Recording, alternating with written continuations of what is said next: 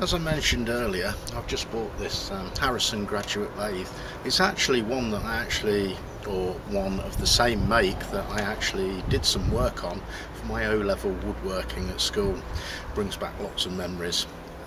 Turned an ash bowl and I got a grade B, so I didn't do too badly. It's very heavy, and I've only got a couple of friends coming round. We're going to struggle to get it in one piece, so I'm going to take it to bits. The legs, the tailstock, the gouge guide and the bed, and also that outside bed there, all come off to make the whole thing lighter so we can shift it and get it in. It's also my intention to do a bit of a restoration project on it. The guy that I bought it from had converted it from the original spindle, which was a 1.5 inch by 6 TPI, both inboard and outboard, to I think an inch 8 TPI on the inboard, and then the old thread size on the outboard, because he needed it to fit all the accessories and whatnot that he'd got. It also has a number 2 Morse taper, whereas the original had a number 3. Because I don't have any lathe accessories at all, I'm going to convert it back to the old spindle, because I can buy a chuck that does both left and right hand threads, and the same chuck, and that'll save me a couple of £100, so I don't have to buy a separate chuck for the outboard end. Makes financial sense to me. It's a number 3 Morse taper. Some accessories are a little bit difficult to get in that, but I can always buy a sleeve. So I'm going to start taking it to bits. Already I've found one problem, and I'm going to go through that with you in a second. Can't get the tailstock off because the cam plate underneath it seems to have spun round somehow, I don't know how, and it won't clear the bed web to actually take the tailstock off. Now I want that to be right. I want to be able to slide the tailstock off if I want to, so I'm going to have to undo it somehow. Unfortunately, all of my Imperial tools are locked away in a storage unit and I can't get to them, thanks to my ever great friend Stuart, who's filled my container up with his junk because he's moving house. Seem to be getting a lot of that lately, but hey ho, this is life. So on with taking the lathe to bits.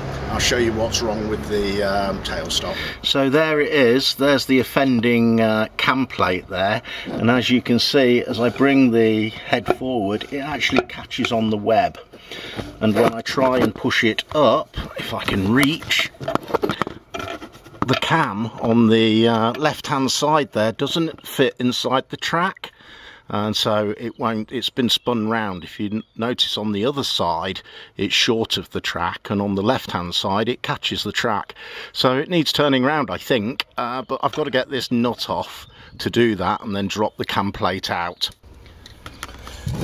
Right, I've got the camera on a tripod so we can actually see what we're doing here, and like I say, the cam is actually hitting this side of the lathe bed on the shoulder there, whereas this side's missing it by quite a lot. I've scrounged some sort of tool to hopefully get on this nut and undo it. We will see, but it's a bit stiff. Right, that's done it.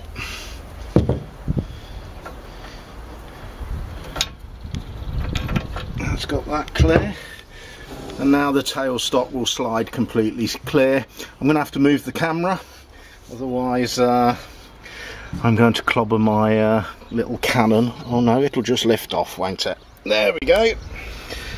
Hi again. The cam wasn't the actual problem. I bought this lathe 300-400 miles from up country down to Cornwall where I live, and what I think's happened is that the nut on this part of this thread has wound down and the cam plate's fallen down the thread, and then this what would you call it, lever arm here has moved along the pin so that the cam actually does no longer lines up with the bed. I don't think it'll be a problem when I put it back together, because I'll put a nylock nut on which will stop the cam falling off the track, and that'll keep it up. But if it does, I'll just put a segmented washer up there to hold it roughly in place. But no drama really, sort that out easy enough. Okay guys, the next to come off will be the gouge rest.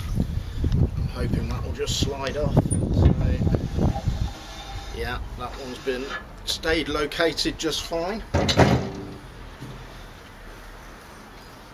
Not sure how this one comes off at all. No, it's just a screw thread. Look at that. Oops.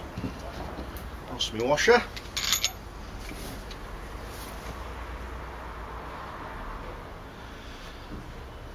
Next, there are 2 bolts holding this set of legs on, and there are 2 bolts holding the bed on. I'm going to undo those, and hopefully it'll split quite nicely. That's the leg section loose.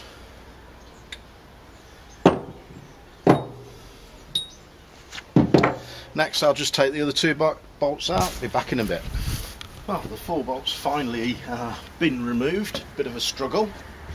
I'm hoping it'll come straight to bits. I don't know about the whether it's as sensible to do it myself with my leg in the state that it is, but nothing ventured, nothing gained, eh? So we'll have a go.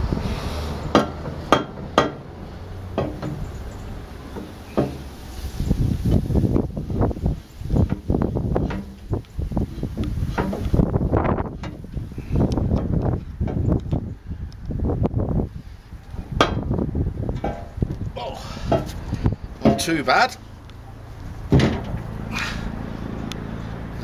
2 locating pins there, obviously to get it square so the tailstock will match up with the headstock. Well, as you can see, the lathe's pretty much stripped down as far as I can take it now.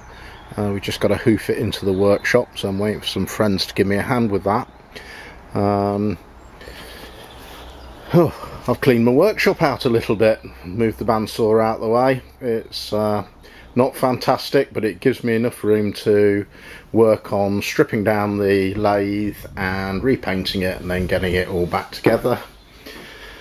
There's all the bits and pieces from the lathe, but I'll cover that in a new video where I'm actually going to strip it all down, paint it all, clean it all up, put it all back together. A couple of issues there, but I'll talk about them in the next video. Thanks for watching. Bye bye.